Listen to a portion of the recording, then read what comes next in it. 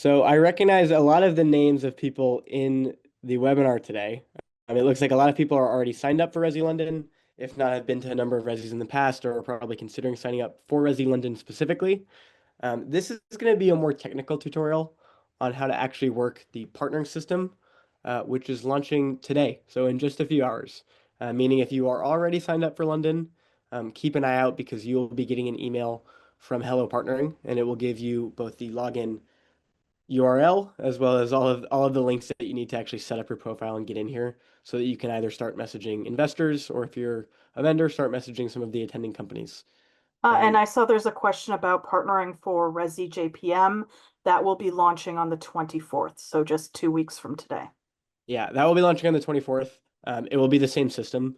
So in all honesty, this tutorial is going to probably cover everything you need if you just substitute the word London for JPM. And on some housekeeping stuff, this will also be recorded. So Karen and I will go ahead and we'll make sure that everyone gets the recording to this webinar. I think I introduced myself at the beginning, but if not, I'll do it again. I am Max Barat. I lead our business development side here at LSN. I also have the opportunity to work with companies primarily along the East Coast, and I am joined by Karen. Hello, everyone. My name is Karen Dio. I'm the VP of Product at Life Science Nation. I am the one who's in charge of the partnering platform. And so that means that you will likely be hearing from me at some point over the course of between now and the conference. So keep an eye out because sometimes we'll be sending out helpful tips on how to manage everything once, to make sure that you have an optimal experience with the partnering platform. So I have started from this homepage, meaning that once you get the email with partnering access and credentials, it will give you the URL to log in, set your password, and you will land here, which is the Resi London homepage. For those of you that have been to Resi previously, whether it was with us at one of our Boston events or Resi Europe last year or Resi London last year, you will have had the option to have saved your profile, which will make this process very easy for you because your profile from the previous event will automatically be kind of loaded into here. As you can see, I just got signed in and my profile is already X% visible. If you haven't, the very, very first thing that I recommend doing is opting in to have your profile saved. That way, all of the information you fill out, you will not need to refill out as you move to different events in the future. That's really easy to do. Come in here and it's the second column. Save your company profile. Yes, opt in. Um, and you can see it's confirmed, right? So updated by Max Barat on 10th of November. You will see something similar. So Karen and I will go through kind of the process of once you get access to this page, how do you set up your profile, and then how do you move on to both opening your availability for meetings to be scheduled, and then most importantly is messaging.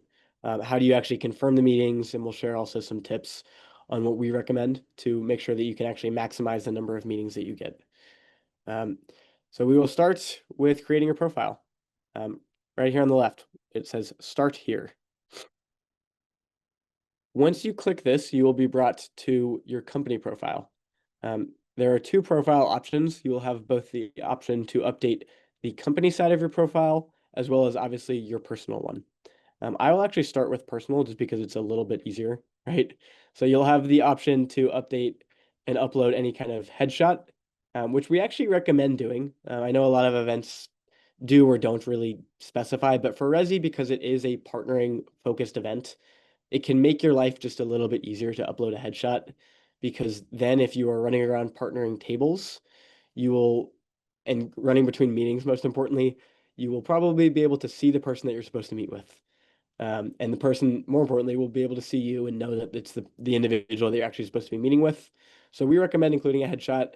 Obviously, update your full name, your address, as well as your local time zone, which will come into handy as we get into the actual meeting scheduling part. You can update both the local time zone for your own sake, as well as you'll see the option later on to have it in event time zone. Um, You'll also have contact information if you want to update your LinkedIn and have it attached to your profile so that people can easily find you there. I'd recommend it, as well as any professional background and information you want to give. The the participation type will automatically be sent for you, depending on whether you signed up for virtual only or physical. But one thing that we do recommend updating is the notification feature. This will automatically be opted into instant notifications, which are sent directly to your email. That way, if you have investors or any other groups that are messaging you and setting meetings with you and requesting meetings, you'll be able to see so not only in partnering, but you'll get an email notification with that information as well. And then it should be linked to the email that you signed up with in registration. You can double check that actual address here. And then if there's any other notification preferences that you want, you can kind of customize that within the advanced settings feature. Karen, I see that we have questions coming in. Because I'm sharing my screen, I'll rely on you.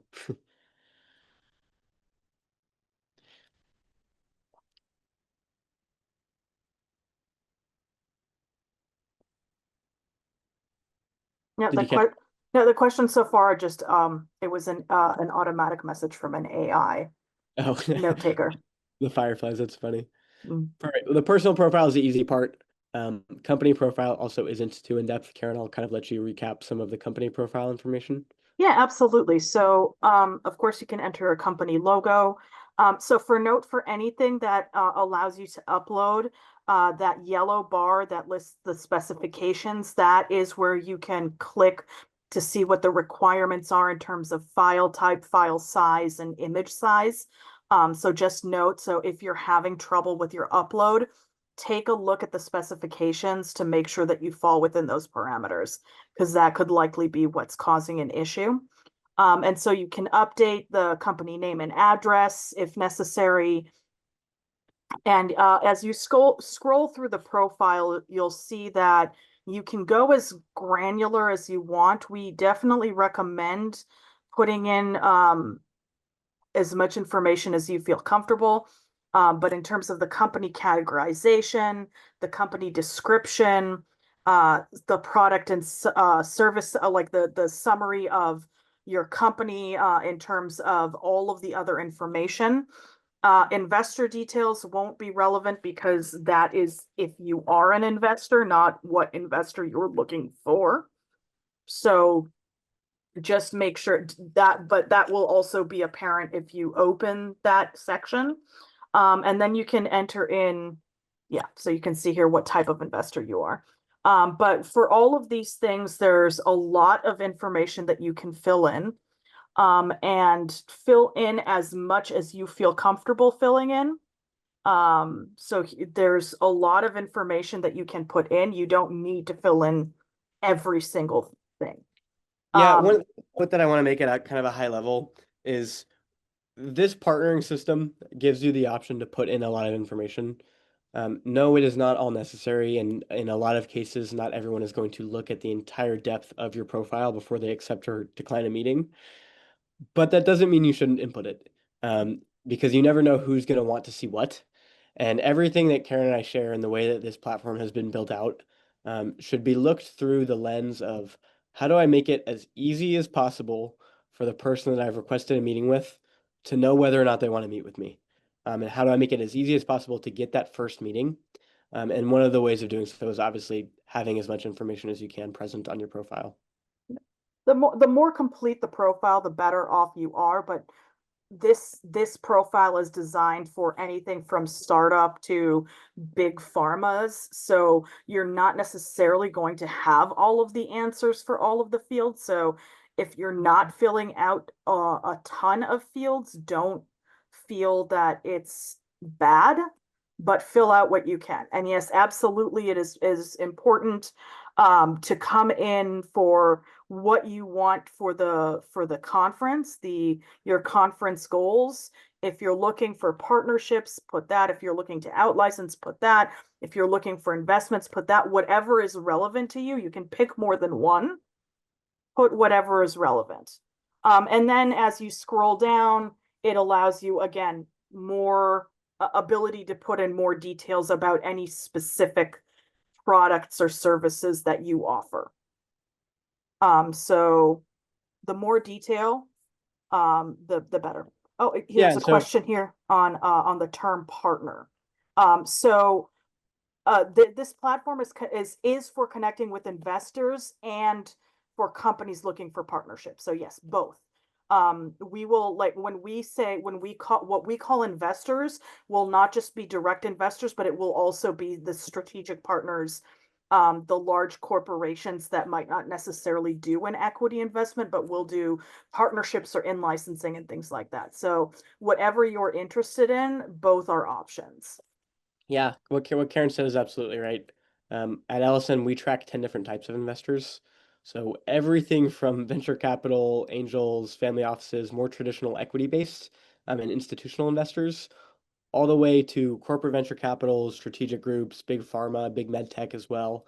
All of those will be kind of classified as investors on our end. So there's the opportunity not just for capital-based investment, but also strategic licensing deals. And that's why it's also important to build out this profile and specifically the conference goals portion. Um, Below that, you'll also see the option to build out a little bit more on your specific company and assets, right? So if you're a biotech therapeutic and you have maybe a pipeline of a number of assets, you can come in here and specify that here, um, as well as not just what the asset is, phase of development, the design, but you can also come in and give information on where you stand in terms of stage of development. So whether you're ongoing a clinical trial, maybe you're 12 months out of IND, where you stand with IP. This is just a great opportunity to come in here and add additional information. And then the same, of course, is true for both diagnostics, medical devices, and even digital health products as well. You also have the option to add some of your key management team, right? So outside of just your technology and your differentiator, there's a number of things that investors want to see, right? We always kind of say introduce your company at a very high level, meaning that you need to touch not just on the technology and the differentiation factor, but other key aspects as well. One of those is inevitably going to be the management team, right? So even if there are key colleagues of yours that are not necessarily attending the event, but you want to highlight, this is a great opportunity to do so under this feature here. Yeah, and you'll see right above it also closed financing rounds. So if you want to say give it any information about any non-dilutive funding that you've raised so far or something like that, that's also a great place to add it. Exactly. And so once you've gone in here and you've now built out your profile, the next step that you need to do is open up your agenda. No, sorry. Uh, Oh, Go sorry. back to the profile. There's one more important thing to do first, upload. So this system allows you to upload either videos or files. And so even though it's listed as company slides, we recommend uploading your pitch deck, a 2-page executive summary, and a 1-page data sheet. And you can upload all of them into the company slides section in a PDF format. If you have a video, you can put it in the recorded company presentation section.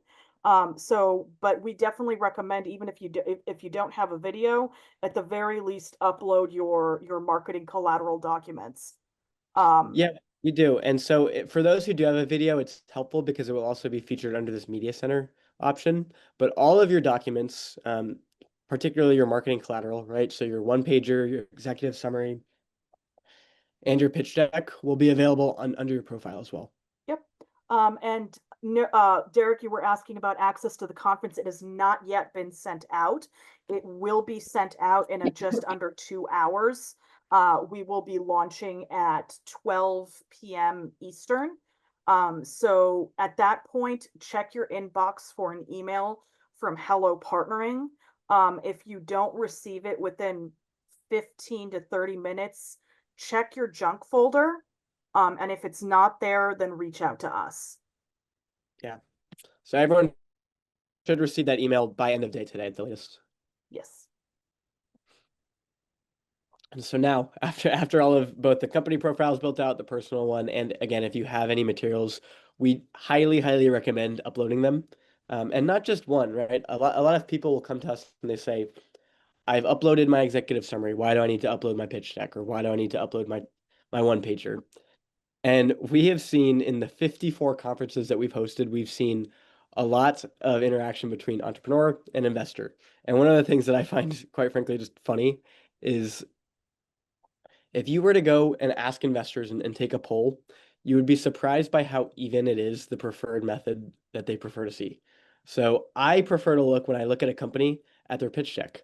I like to see, the 10 to 12 slides that kind of summarizes their companies. Karen, I don't know if you're the same or if you prefer another Yes, I'm material. definitely a pitch deck. Our CEO, Dennis, he's an executive summary guy. Our colleague, Greg, he's a one pager. So uh, it's just, And it evenly divides a third, a third for some strange reason. yeah, and it's important because that means you don't know what an investor wants to see. So if you have all three materials, upload all three of them. They should be complementary to each other in the sense that they provide a lot of the same information just in a different format, and they're consistent and concise. Um, and therefore make it easy for the investor. Yeah. And yeah, they shouldn't be, these should only be like teasers, so don't put up a 60 slide deck. I would recommend no more than 10 to 12 slides. Your goal is to get them to say yes to a first meeting. And in our experience, investors don't spend more than like 2 minutes looking at your materials. So they need to be able to understand what it is you do fast. Mhm. Perfect. Now on to the agenda feature. So for most people should know, RESI is going to be 1 day in person, which is December 4th, as well as 2 days of virtual partnering the following week. So Monday the 8th, as well as Tuesday the 9th. Um, you need to open your agenda. That's object number one, because the way that our partnering system works is to avoid the conflict of actually scheduling. Once you've sent a meeting request and it gets accepted, it will automatically schedule it in for you for either that in-person day or either of the two virtual days, depending on what your open availability looks like, right? So that therefore it is important that as soon as you've built your profile and long before you start actually sending meeting requests, you've come in here and you've opened up your availability. So I am based in Boston, meaning that we are East Coast time. You can see here that is viewable on the right side column.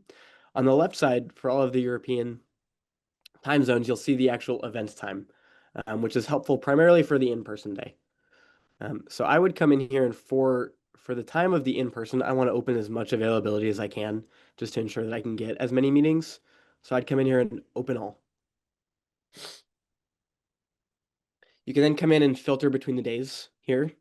And it's important to do so primarily for the purpose of this is a global event, meaning we will have investors both from North America, South America, as well as Asia Pacific, and a wide variety of time zones. Um, and what we've seen is companies who don't come in here and they don't filter to open up their time zone may end up having odd meetings at odd times. Karen, do you want to talk about more about the virtual days specifically? Yeah, so this is something that you need to take into account, not just your local time zone, but where you will be on those days. So if you're still going to be abroad, make sure that you're thinking about what time zone you'll be in for setting up these meetings. Um, I inevitably we always get people that will make themselves available for all of the slots and then come and say, "Oh no, I have a meeting scheduled at midnight," or "Oh no, I have a meeting scheduled at 3 a.m." and need us to change it for them. So just make sure ahead of time exactly where you will be and what your availability is, and make sure to open only those slots, because then you don't have to deal with any issues in terms of rescheduling and things like that. The other thing to note is if you are participating virtually, you cannot schedule meetings on Thursday, December 4th. Thursday, December 4th is for in-person meetings only. So if you are a virtual attendee and you open up your schedule on Thursday, you will not be able to actually schedule any meetings. It will tell you that there is, like, if once the scheduler starts being run, you might get an alert saying no location available. That means that you're trying to book a virtual meeting on the in-person day. And so the way the system works is it will look at both the availability of the sender as well as the other person coming to the meeting, obviously. And so if it will automatically default for if two people are in person to try to schedule an in-person meeting. If for some reason there is no mutual availability, or let's say one of the participating parties is virtually only, it will then go to one of those virtual days. One of the issues that Karen and I run into quite frequently is someone hasn't opened up their availability. And therefore, when a meeting gets accepted, it will give no mutual availability as an option. A lot of people panic because they go, "Oh, I have a full open agenda. How is that the case?" In most cases, the investor just has not opened up their agenda yet. So we do take a number of steps. We consistently go in there and we monitor those that haven't and try to send them both personal and just big outreach to encourage them to open it up sooner rather than later. Uh, Um, the other thing to note is if you are including a colleague in the meeting, if you have more than one person registered in your company, that could also be a problem. So if you've sent the meeting request and automatically included a colleague, make sure your colleague has also opened up their schedule because that will also make it that you cannot schedule any meetings if they do not have their availability open. Yeah, which is a great point, and it also it's doable to see your colleague's schedule, not just any meetings that they may have booked separately, but also their open availability here. You can come in here and again, all of your colleagues will be linked to your profile, meaning that you can come and navigate who you're looking at. Obviously, I'm logged into my account, but you can see here I'm looking at Karen's schedule.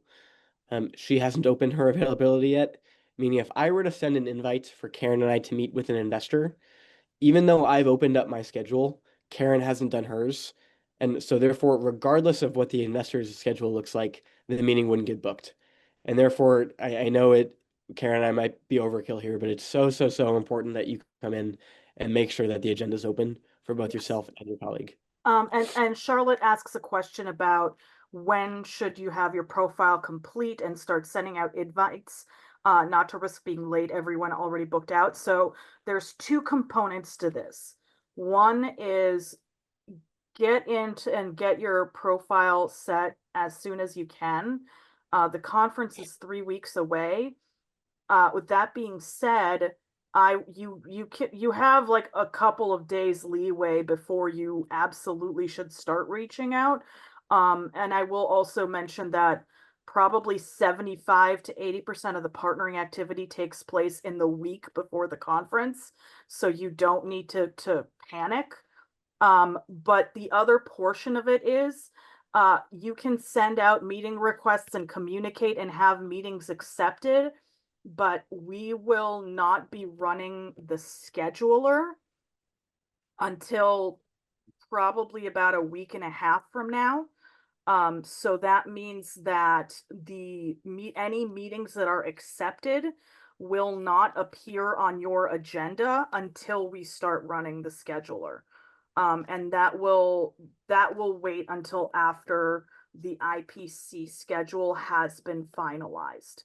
And then we will start running the scheduler. So go in there, get get started, do what you can, start sending out meeting requests as soon as you can, but don't panic if you're not hearing back immediately. Yeah. And obviously, partnering is one of the biggest components at RESI. Um, but it's not the only component. So you can actually see the full agenda here, or I say full agenda, the current full agenda here, meaning that it'll show all of the investor panels. As we finalize pitching sessions for the IPC, our Innovators Pitch Challenge, that will also be available here within the agenda. And so for those who may not know what IPC is, that is our pitch track. It is unique because we put together typically sessions of 4 companies, 3 or 4 companies per pitching session.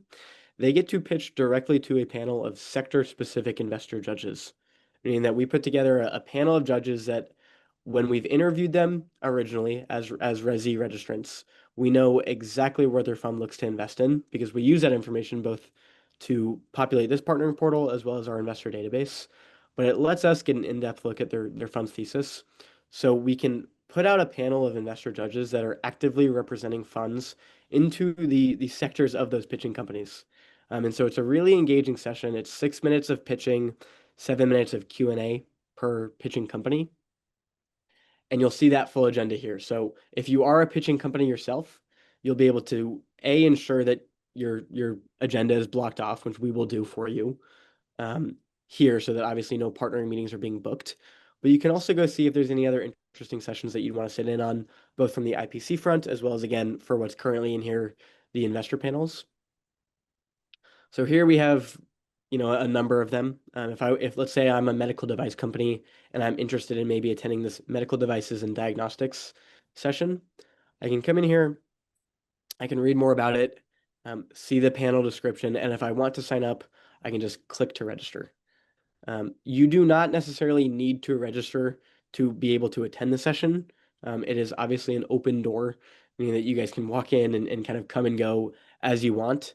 But if there is a particular session that you want to register for, primarily for the purpose of avoiding any other meetings being set at that time, we would recommend doing it. Um, you can do that both for investor sessions, or let's say that there is maybe a meeting that you've scheduled outside of partnering and you just want to block that off. You can first come in here and let's say I schedule a meeting at this time, change that time so it's unavailable for partnering, and then add a note. And let's say I say meet outside of partnering. And I can add that note as a reminder to myself. And it appears here just momentarily. And so, yes, you can see that. There's also a tab here that if I had a bunch of meetings booked, you can see those meetings kind of in a more concise schedule. It will go in here and only show you the meetings that you have booked as your personal schedule, which is nice because you can then come in here and both print it as well as print any of your colleagues as well. All right. So now on to what I believe is the most important part is once you've set your agenda, how do you come in here and actually start sending meeting requests and booking investor meetings? Um, the first thing that you do is navigate over to the search bar.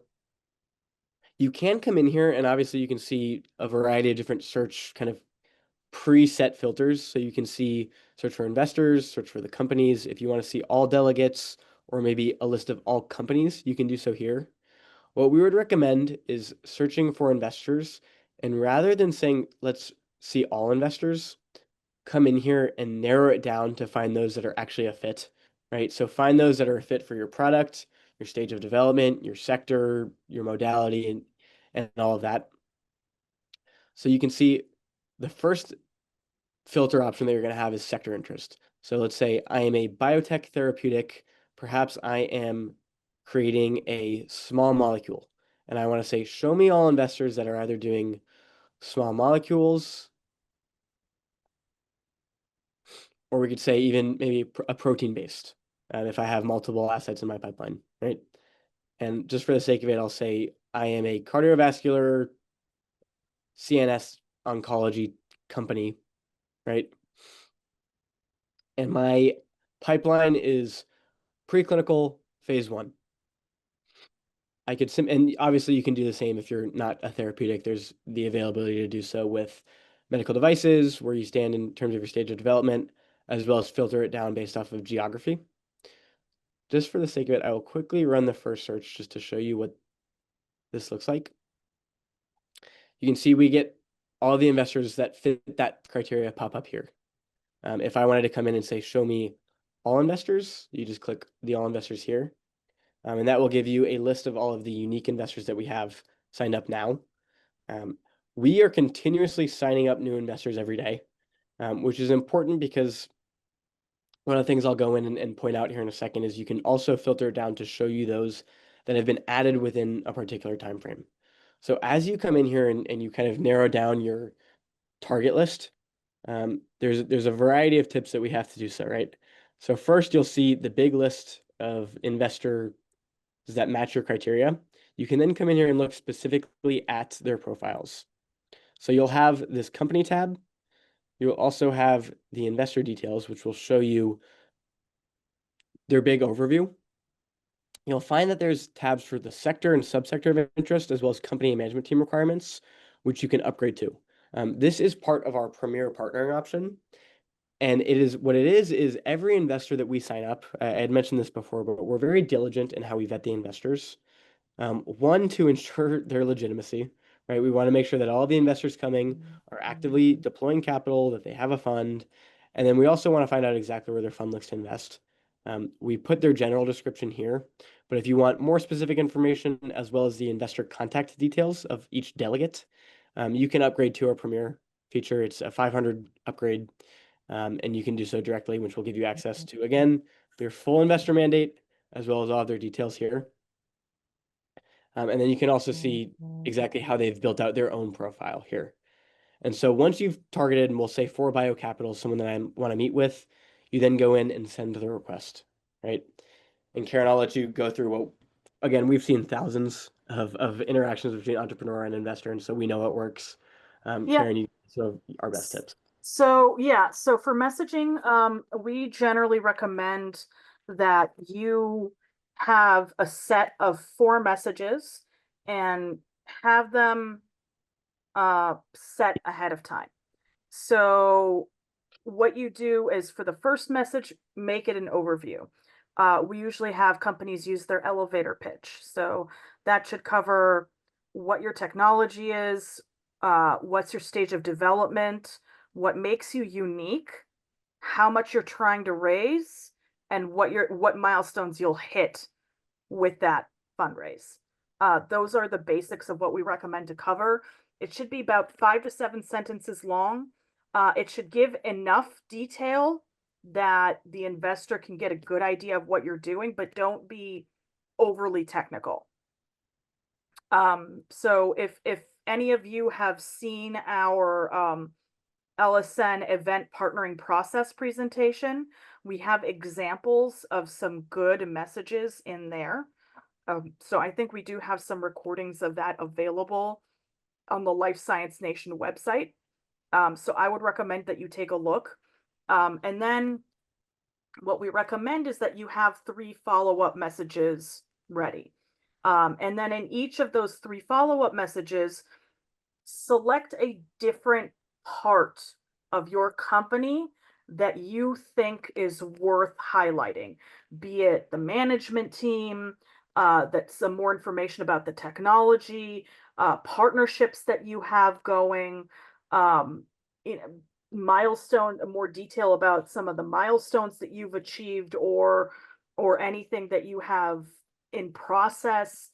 There's always something that you can highlight. Maybe there's more information about the market that you want to highlight there. So do create those, but the key is that with the last one, you title it with final request. And the reason for that is it's actually it's an incentive. It kind of makes it clear to the investor that, hey, this is their final request. I need to take I need to take a look just in case. So that can help. And we have, we're not just saying this, we've actually looked at the numbers when we're analyzing our partnering data. And there's a very clear correlation in the percentage of accepted meetings, that how much higher it goes, the more requests you send. Yeah, Um, it's funny. Seems trivial and it seems like a small detail, but we know that it works. So we've seen companies who use this method go from 5 to 6 meetings up to 10 to 12, just by using this method. And it's no surprise that the more meetings you send and the more meeting requests you send, the more meetings you're going to get. Typically at early stage partnering events industry wide, there's about a 10% response rate from entrepreneur or from investor returning to entrepreneur. That's just the way that it is. If you go in and we've done this, you look at all investors, they have hundreds of companies sending them messages. At RESI specifically, we tend to hover a little bit higher. We have between a 15 and 20% response rate for companies who just go in and say first message and then maybe they don't ever follow up. However, for companies who again use this request, we see a much higher response rate. And I don't know if it's the fact that obviously sending multiple messages goes in and it returns the message to the top of the investor's inbox, or if it is just the psychology of seeing the word final request come into play. Um, but again, companies who do this will go and it really drastically increases the number of meetings that they can book. yeah. And Jurgen just asked a question about what's the best time span between sending the different messages. First of all, it depends on how much time you have before the conference. It's different if it's, say, a cold email versus a partnering outreach. I would say wait at least a few days. If you're starting to send out the requests, say this week, you can give it almost a week between messages. Just space them out as Yeah, and evenly as as we you get can. yeah, space them out as you get closer to the actual event date. Like, again, more investors will log in and start to be more active within partnering. Therefore, you should probably spend less time between the frequency of the messages. A general kind of rule of thumb I do is send the first message about 2 weeks out, wait, maybe 5 business days and send the next. And then at this point, start sending them every 2 to 3 days. And that way you've kind of increased frequency as you get closer to the actual event. Yeah, I mean, it will also depend on when the investor registered and when you actually send your first message as well. Exactly. And that is a really important way of increasing kind of the priority. And I say that because the next option is priority. Uh, So just like email, you can come in here and send it with low, medium, high. Although I wouldn't bother because Yeah, if you can tell investors Karen's know face, it's not a huge factor. people, yeah, people always do high and then investors just ignore it. So it's not going to change anything, the priority that you set. So you might as well just not do anything for it. Um, Again, if you do have multiple colleagues coming, it's nice because you can then include them on the meeting request, and you can also send your contact information. So if you click this checkbox, it will include all of the information that you've uploaded into your personal profile, meaning that it will include your email, your phone number, and that way, if an investor wants to reach out to you outside of partnering, it makes it really easy for them to do so. So we recommend always clicking this and sending your contact details with the invite. And then yes, you would hit submit instead of cancel, but we're not Yes. actually going to be sending that meeting request. One other thing to note is that if you see that little star next to the investor, so if you want to just be able to read through the profiles and select the ones that you want to go back to instead of reading, send request, you can just star the ones that you want to reach out to. And then if you scroll all the way to the top, you'll see the star next to your name. And that will allow you to see all of the profiles that you've bookmarked. And then you can reach out to them once you've read through all the profiles so that you can do one and then do the other and not have to go back and forth. Yeah. Karen, one thing that I do want to point out as part of the investor search is the option to come in here and change it by date added. So again, I had mentioned this earlier, but we are constantly updating this. We're adding new investors every day. So let's say I go in here and I send a bunch of my first requests out this week, and then next week I want to come in and filter it down to find new investors, but I don't want to have to, go through that list and rule out those that I've already messaged, haven't. And yes, the partnering system will indicate if you've already sent a message here. So if I've sent, let's say I sent for bio that message instead of canceling it, instead of saying send request, it will say request sent. So you can easily tell. However, it still appears in the filter box. And if you want to rule that out, you can come in here and change date added.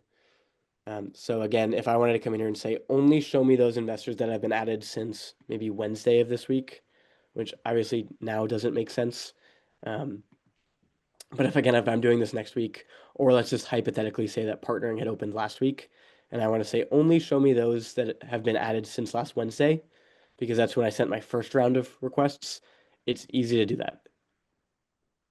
Yep. And that will be a good way for you to check. And we definitely recommend checking every few days um, to make sure that you are not missing out on any investors that are being added.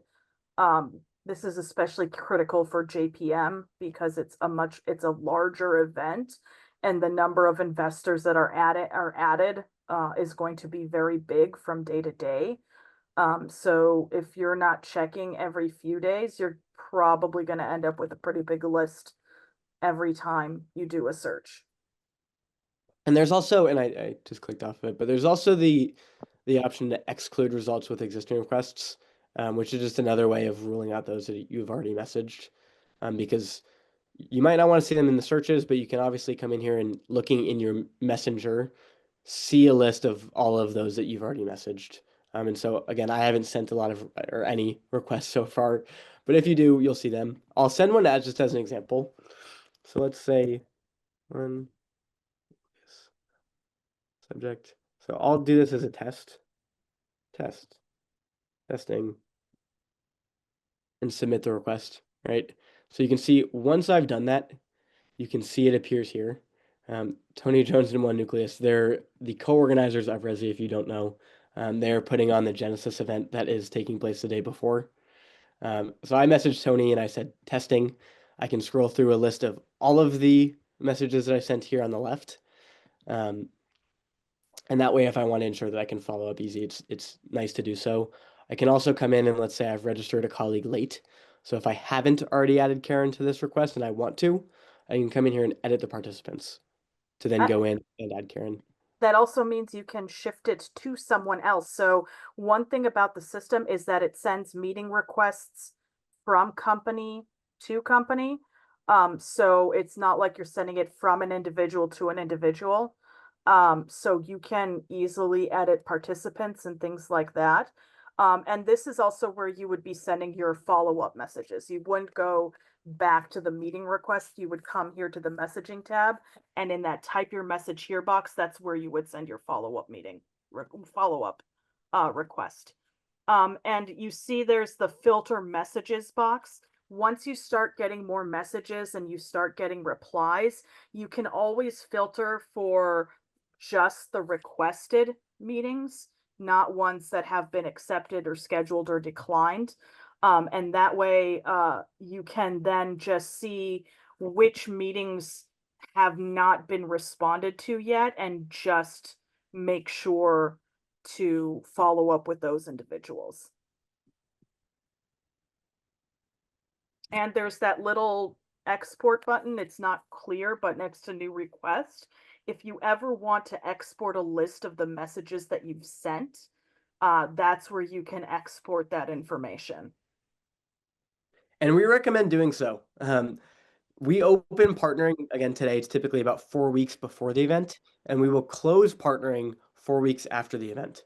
So if it is January 1st, so let's say 4 weeks after Resi London on December 4th, um, and we are going to close partnering, but you want a list of everyone that you've messaged to ensure that you can continue to follow up outside of partnering.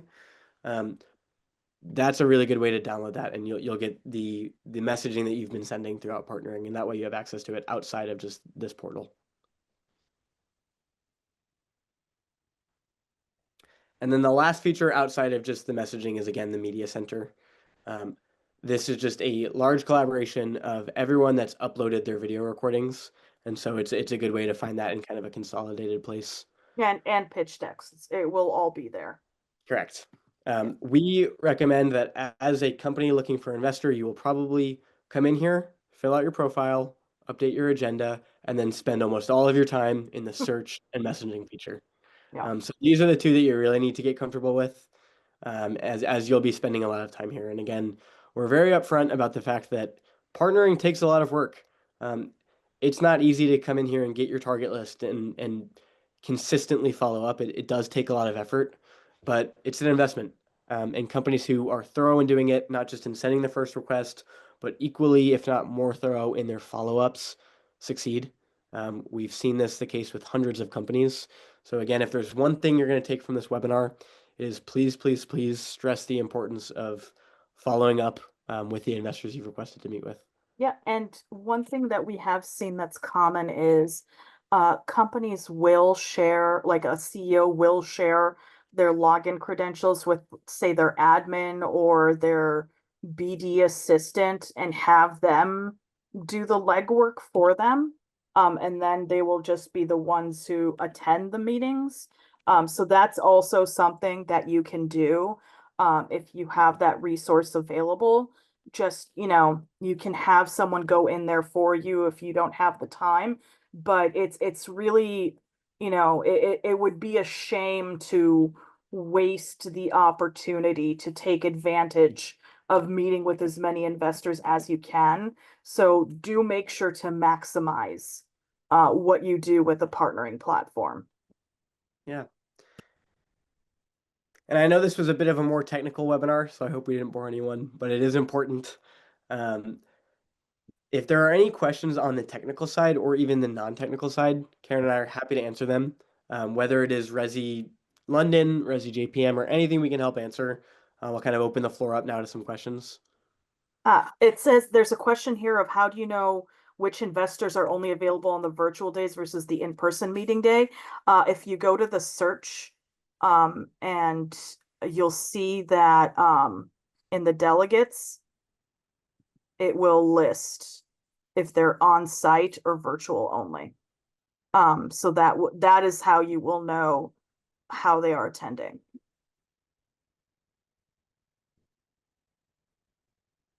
And I believe it may also show it in the messenger if I'm correct. Yeah. Yes.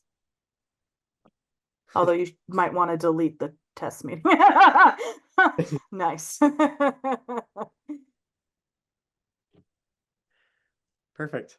So for those of you that are already signed up for Resi London, again, keep an eye out for your partnering email. It will come today. For those of you who are not quite signed up, now is the best time to do so because partnering is open. You can do so directly on the website. Again, we will also be following up with the recording for this webinar, as well as, again, for those who are not signed up, I'll include information on how to get signed up for both Resi London as well as Resi JPM. And if there are any other questions, please feel free to ask them. If not, Karen and I, my email is m.brat, my name. You will get probably the follow-up email from me. Karen's is k.deo@lifesciencenation.com. Please feel free to reach out to us at any time. We're happy to answer the questions. And I am putting our emails in the chat right now. And as I said, if you are signed up to either London or JPM, you will certainly be receiving emails from me about partnering and what we recommend. So feel free to reach out if you have any additional questions or if you're struggling with the system in any way, we'd be happy to help. Great. Thank you, everyone. And we certainly look forward to seeing you either at Resi London, in person, virtual, or Resi JPM, or any of our upcoming Resi events. Thank you, everyone. Have a great rest of your day.